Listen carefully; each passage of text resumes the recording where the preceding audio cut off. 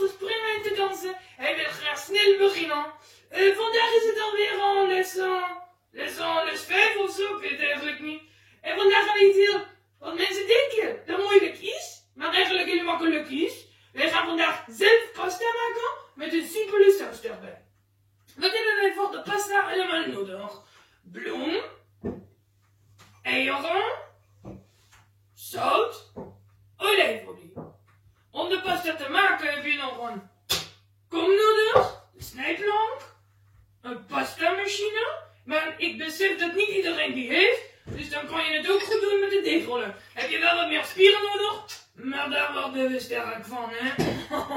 Die sterke spierballen. Dus dat is alleen maar goed. Voordat we beginnen, eerst de handen wassen, heel belangrijk. En altijd op de vingers passen. Jean-Jacques, ben je er klaar voor? Hallo? Oh ja, hij is er klaar voor. Jean-Jacques mag weer even voor aan de tafel, anders gaat hij weer alles opeten, dat moeten we niet hebben. Jean-Jacques, we gaan beginnen.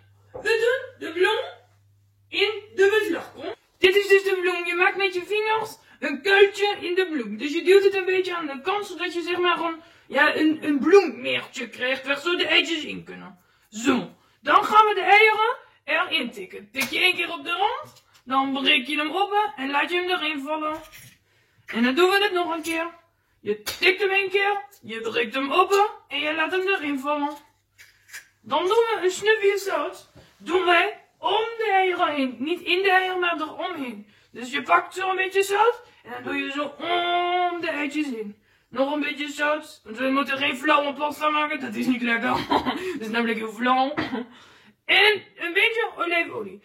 Ongeveer 2 eetlepels mogen erin. Schenk je ook langs de zijkant. En die zet je dan weg. Dan pak je een kleine lepel. En dan ga je rustig in het midden beginnen met roeren. Even de eetdooiers kapotten. Zo gaat die formidabel. Zo. En als je dan zo roert, dan ga je elke keer een beetje van de zijkant meenemen. Zo. Zo. En dan zie je dat het steeds dikker en dikker wordt. En dan gaan we weer een stukje van de zijkant meenemen en dan gaan we weer roeren. En roeren. En roeren. En dan zie je langzaam dat het een soort deegje wordt. Zo langzaam een deegje. En elke keer neem je een beetje mee. En dan wordt het zo steeds dikker en steviger. En dan neem je uiteindelijk alles mee. En dan moet je goed gaan roeren. En roeren. En roeren totdat het uiteindelijk één grote deegbal wordt. Als het niet meer gaat met de lepel, dan maak je de lepel schoon. En dan ga je verder met je hand. Hou 1 hand schoon en 1 hand wordt dan vies. En dan ga je kneden en kneden. Als je dan geroerd en weer gaat kneden, dan kan je weer met de bak aan de kant zetten. En dan kan je verder met je ballen op het aanrecht of op de snijplank. En dan gaan we kneden. En dan kneden we krijg je ook spierballen van. En dan kijk je naar de spierballen. En dan ga je kneden met je hele. Als je dan nog heel veel droge vlokjes hebt, dan kan je een beetje water op je handen doen. En dan kneden, dan plakt het allemaal net iets beter aan elkaar. Dan maak het niet te nat, want dan gaat die plok aan de snijplank. En dan zit je pas even aan de snijplank. En dan moet je straks de hele snijplank mee koken, omdat je dan tot. Dat werkt helemaal niet, hè. Goed, elke keer als je hem kneedt, goed weer dubbel vouwen. En dan ga je hem een mooie bol van maken. Zo bij elkaar vouwen. En dan heb je nog een gekneden bol. Dan pak je een stukje papier, pak papier of plastic folie, beter papier is beter voor het milieu, beter voor Jacques en zijn vrienden in Dozian. En dan ga je hem even inpakken, alsof het een baby is. Alsof het een baby is, pak je hem in. Slaap lekker potnatje, ja, want de pasta gaat even in de koelkast slapen. Zo'n 20 minuten moet het even rusten.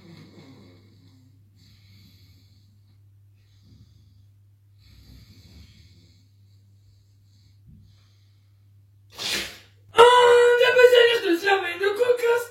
Ik lig niet te slapen, dus wij gaan verder met de pasta saus. Wat heb je daarvoor nodig? De kookplaat, de warmtebron, mijn vuur, mijn fire, een pan, een kleine spatel, olijfolie, zout heel belangrijk en natuurlijk ook peper, een knoflookje, een uitje, die heb ik al in stukjes gesneden, 2 tomaten, wat basilicum, lekker basilicum, kennen jullie die nog, omdat we de kaas met als gingen maken? Gingen wij ook basilicum gebruiken. En een beetje citroenen.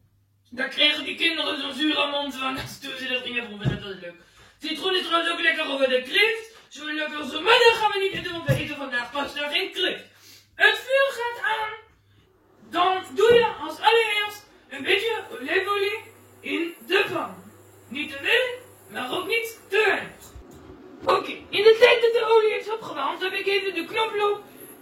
tomaten en de basilicum in stukjes gesneden.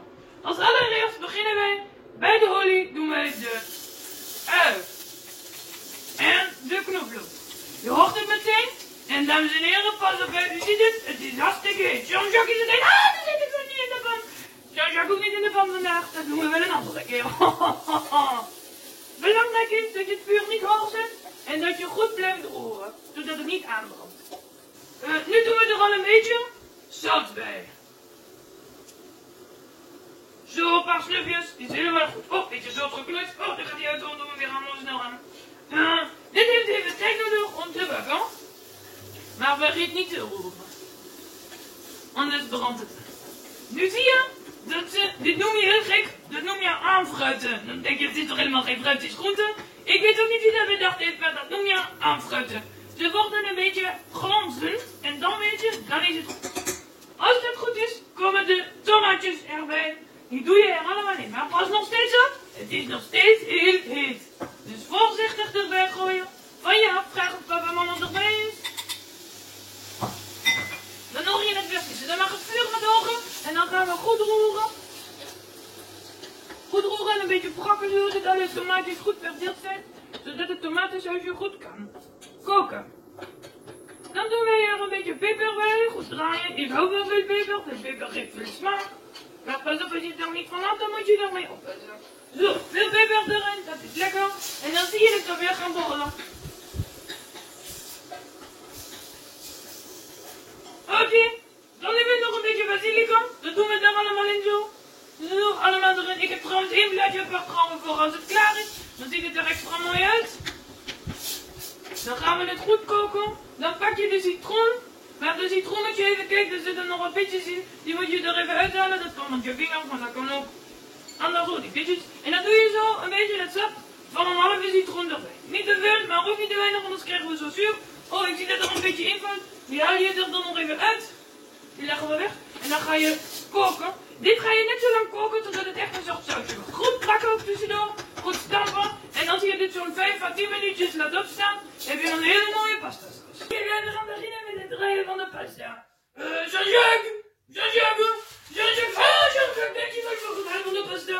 Dankjewel, Jean-Jacques. De pasta is in de koelkast gerust. We gaan hem uitkoken. En dan zie je dat het een mooie klompen is. Deze hebben we niet meer nodig, die doen we weg. Dit is een beetje veel pasta voor mij en Jacques alleen. Dus ik bereid vandaag even de helft voor. De andere helft kan ongeveer nog een weekje in de koelkast blijven. En dan kan je het nog mooi eten. Die leg ik even hier. Deze gaan wij nu draaien. Als je dus geen pasta machine hebt, wat niet iedereen heeft, kan je dat gewoon doen door goed uit te rollen en elke keer weer op te vouwen. En dan uiteindelijk met een mesje mooie strookjes te snijden.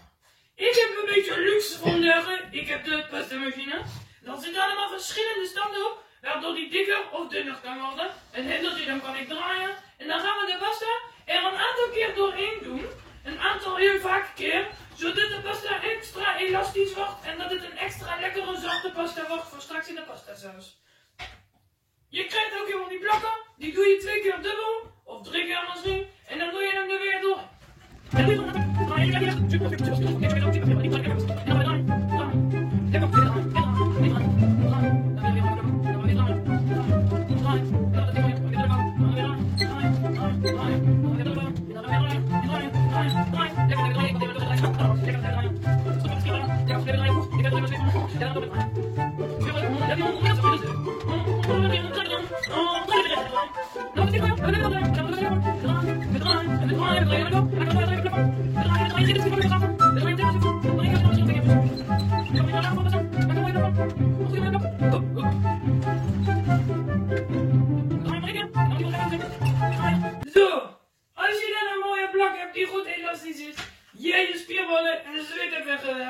Dan gaan we hem steeds een stukje dunner maken. Dus mijn machine gaat nu ook een stukje dunner. Als je het met die doet, gewoon door blijven. Als hij dun genoeg is voor mooie pasta.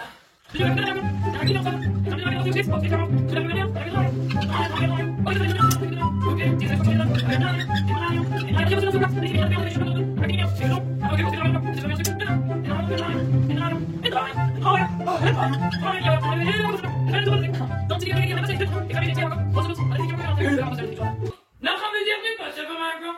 Ik heb deze erbij. Hier zitten allemaal een soort vierkant kantjes in, zoals je ziet. En door die 4 kantjes, dan worden het allemaal spaghetti's. En wil je dat dan niet, dan gebruik je een mesje.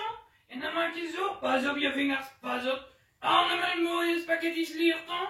Dat werkt ook. Die leg je dan op een bordje, zo een beetje bloem erbij. Komt helemaal goed. Ik heb deze wel, ik moet deze alleen nog even erop zetten. Even ontzetten. Hier niet opgeven, van proberen, kun je leren. Dan heb je, even Jean-Jacques mag op de beste passen. Dan pak je je plank en die doe je er zo doorheen. Dan pak je de zwendel.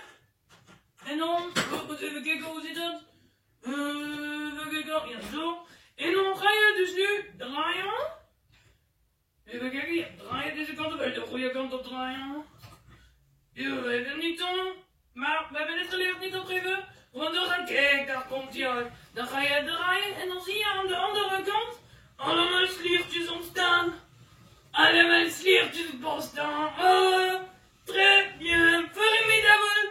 Kijk wat een lange poster. Om die nou goed te bewaren zonder dat ze aan elkaar gaan plakken. Jean-Jacques even daar. Leg je ze allemaal een beetje uit elkaar. En doe je een beetje bloem zo. Bloem, bloem, bloem, bloem, bloem, bloem, bloem. Zo, en dan ga je het zo een beetje door elkaar. Zodat de pasta goed bedekt is met bloem. Dan draaien we nog even de andere blok. Dan draaien we er ook even doorheen. Zo. Oh, zal je wel een bord aan de kant? Jean-Jacques, let op de pasta. Zo, en dan moet je voorzichtig zijn dat je niet de draadjes, de sliertjes breekt. Hè. Met beleid, met gevoel, met d'amour, met liefde. Dan draaien we hem zo. Dan hebben we weer de lange slierten. Hand eronder. Bord erbij. Jean-Luc eruit. Jean-Jacques. Jean-Luc zeg ik weer. Jean-Jacques. En dan laat je het weer vallen. Beetje bloem, beetje bloem, beetje bloem, beetje bloem. En weer even goed bedekken.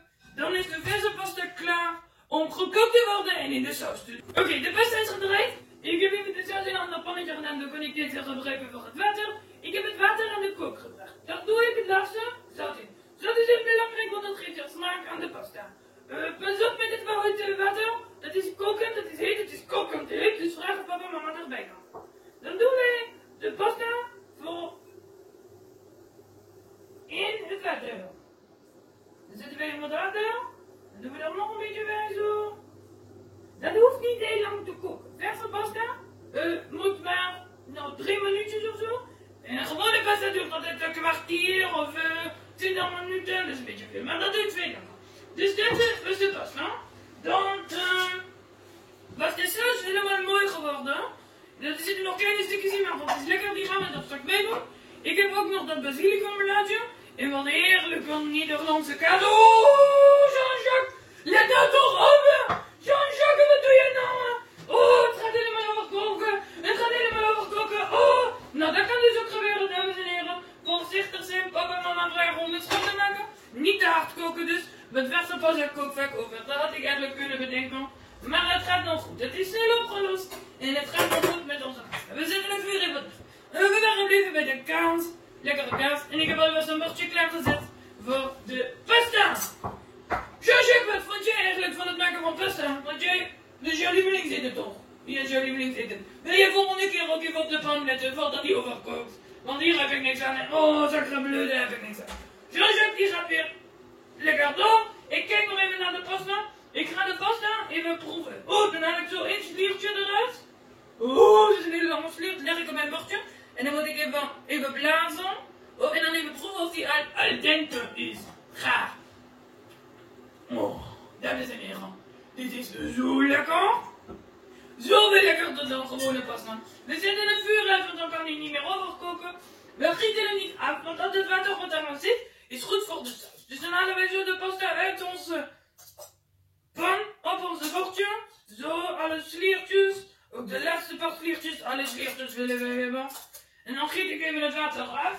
Zo, even door de gootsteen. Ik heb hier een geheime gootsteen, ja. Dan zet ik de pan terug op het vuur. Dan zet ik hem weer aan, niet te hard. Dan doe ik daar even de saus in. Want die was inmiddels alweer koud geworden. Zo, pannetje weg. En dan doen wij alle pasta in één keer. Hops. Bij de saus. En dan ga je roeren. Zodat de pasta saus goed verdeeld wordt over de pasta. Kijk, dat ziet er dan zo uit. We roeren nog een beetje. We roeren nog een beetje. Niet kapot roeren. Zo, dan zetten we nog door. Wat ik dan heel lekker vind, om alvast een klein beetje kaas zo zijn dan die instructies aan die kaas eruit. Oh, dat is zo lekker. En zo zeg jij het lekker. En dan roer je nog even. Helemaal mooi. Oh, dat ruikt zo formidabel. Dat ruikt très bien, très bien. Dan zetten we het vuur weer uit. We kiepen het op ons bordje voorzichtig zijn. Kijk, al die kaasdraadjes. Oh, dat is zo lekker. Finishing touch, de laatste ding dat wij erop doen. De pièce de résistance. Een beetje kaas. Een beetje kaas. En dan een takje basilicum. Jean-Jacques en ik vonden het heerlijk om verse te maken. Wij gaan hier van smullen. Ik pak alvast de vorige weer, want ik kan niet meer wachten. Ik zeg au revoir. En bon appétit.